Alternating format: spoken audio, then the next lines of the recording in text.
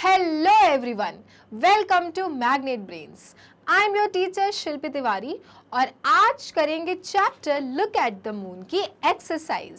So in this chapter children we learned about the phases of the moon. जब हम ऊपर देखते हैं हर रात को तो हमें हर दिन कोई ना कोई मून के शेप में चेंजेस दिखाई देता है.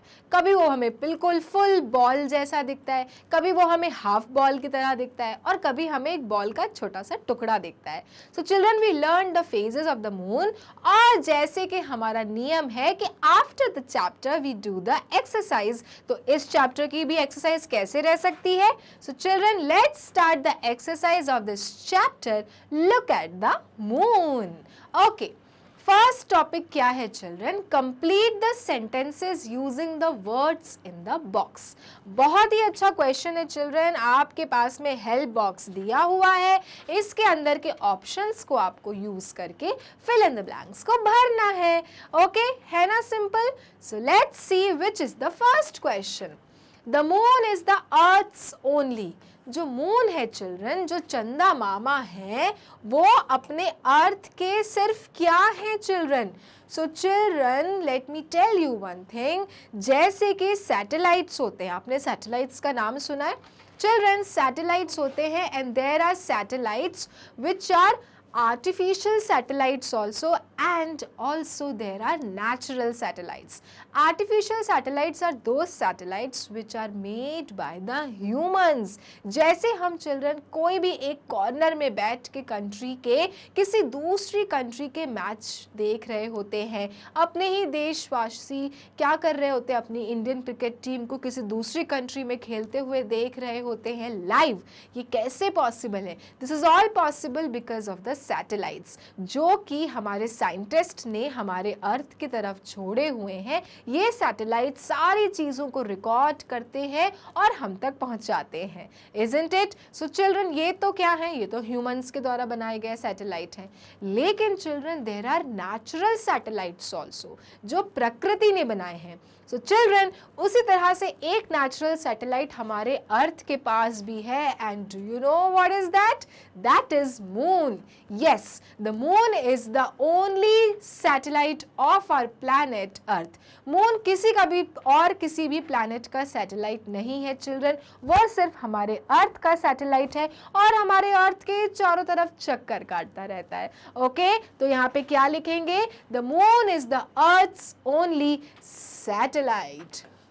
So I will write down here satellite. तो अब अगर आपसे कोई भी क्वेश्चन पूछता है कि अर्थ का एक क्लौता सैटेलाइट का नाम क्या है, आपको बिना डाउट किए क्या बोलना है? Moon. Moon is the earth's only satellite which revolves around the earth, जो अर्थ के चक्कर काटता रहता है. All right, okay, next question. The moon takes dash to dash around the earth. So children जैसे कि अभी हमने डिस्कस किया, जो मून होता है वो अर्थ के चारों तरफ चक्कर काटता रहता है. सो उसे कितने दिन लगते हैं चिल्ड्रन अर्थ के ये चारों तरफ चक्कर काटने के लिए? और इसको हम क्या कहते हैं? So children the moon takes 28 days. कितने दिन लगते हैं मून को अर्थ की तरफ चक्कर काटने के लिए? 28 days to revolve around the earth. Okay, moon को चिल्ड्रन अर्थ के चारों तरफ चक्कर काटने के लिए, माने के रिवॉल्व करने के लिए टोटल लगते हैं 28 डेज. अंडरस्टूड? सो हमेशा ध्यान रखना हर 28 दिन के बाद आपको दिखेगा एक न्यू मून, क्योंकि अर्थ के चारों तरफ मून ने अपने चक्कर काटने की लाइफ को कर लिया होता है कंप्लीट. ऑल राइट, सो कौन सा कैंसिल करेंगे? 28 डेज, सैटेलाइट और revolve. Okay, moving to the next question. Okay, so the next question is, like the earth, the moon dash on its axis.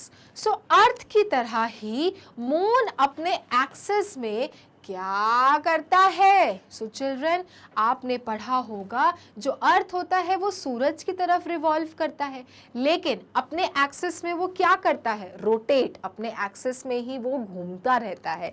So moon को भी चिल्ड्रन रिवॉल्व करने के लिए अपने एक्सिस में क्या करना पड़ेगा? रोटेट करना पड़ेगा। और इसलिए यहाँ पे हम क्या लिखेंगे? Like the earth the moon rotates on its own axis. ठीक है, जैसे कि अर्थ अपने ही एक्सिस में रोटेट करता रहता है और सन की तरफ रिवॉल्व करता है, उसी तरह मून को भी अर्थ के चारों तरफ चक्कर काटने के लिए अपने एक्सिस में क्या करना पड़ता है? रोटेट करना पड़ता है। And that is why we have written here rotates. Clear? तो यहाँ पे हमने रोटेट्स को भी कर दिया cut.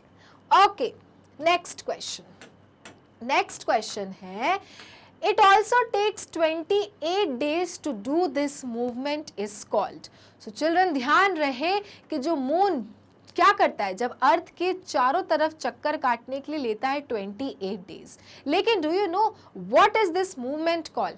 This movement is called translation. So always remember, जो मून अपने अर्थ के चारों तरफ चक्कर काटने के लिए क्या लेता है? 28 दिन लेता है, माने कि 28 डेज लेता है। This movement is known as translation. Clear everyone? Do not forget the movement which moon takes to revolve around the earth, and how many days does it take?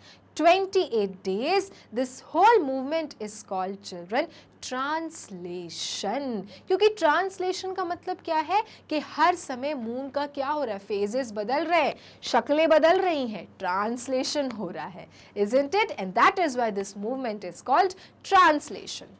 Understood? Okay children. Now next. Okay, तो fill in the blanks के बाद next question है, label the phases of the moon. So in the chapter हमने पढ़ा था different phases of the moon, कि पहले क्या होता है, फिर क्या होता है, फिर क्या होता है, फाइनली हमको मिलता है फुल मून। ओके, तो चिल्ड्रन यहाँ पे आपके पास में मून की अलग अलग शक्लें दी गई हैं, आपको बताना है कि इन शक्लों के नाम क्या होते हैं।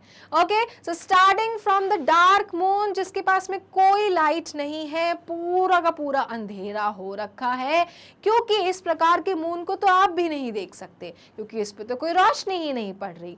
So children, this phase is known as new moon, माने अमावस्या का चांद, जिस समय आपको मून दिखाई नहीं देता है, इसको हम कहते हैं न्यू मून, क्योंकि इसमें अभी कोई भी रोशनी नहीं पड़ रही है। ये तो आपको पता ही है कि moon does not have its own light, right? इसको तो सन की लाइट से ही रोशनी मिलती है। इस समय children, there is no light of the sun, and that is why this phase is known as new moon. कौन सा फेज है? New moon. क्लियर?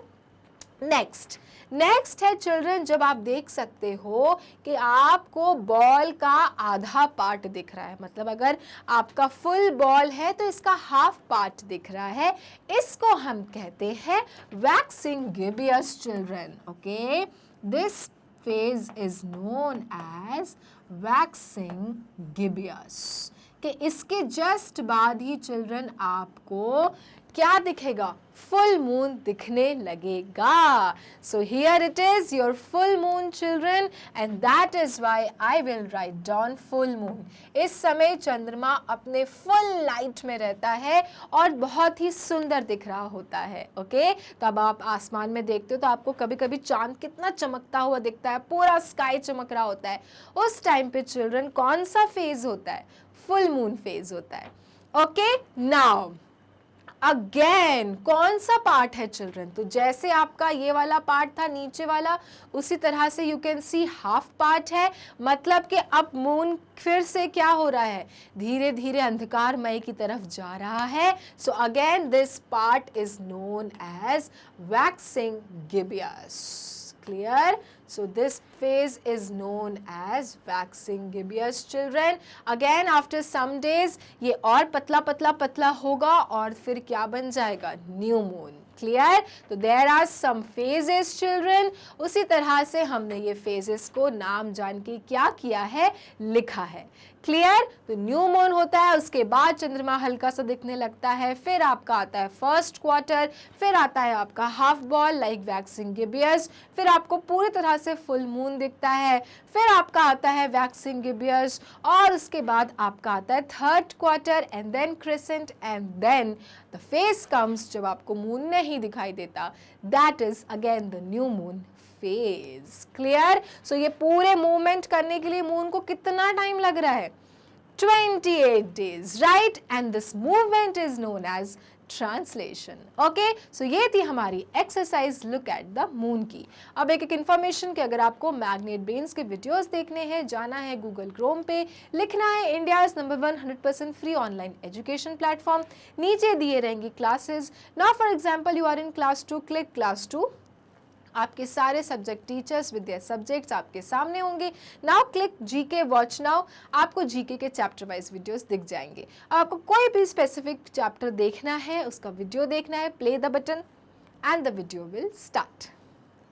ओके, तो ये था आपका topic look at the moon. Next chapter next video में मिलेंगे, तब तक के लिए मैग्नेट ब्रेन्स को लाइक फॉलो सब्सक्राइब करना ना भूलना, क्योंकि मैग्नेट ब्रेन्स देता है kindergarten to grade 12 free videos and free education. Thank you.